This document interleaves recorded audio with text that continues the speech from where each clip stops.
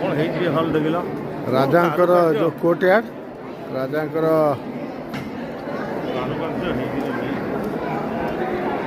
से समय कौन थिला देख कारीगर कौन काम करते मैंने इनक्रेडिबल इंडिया इनक्रेडिबल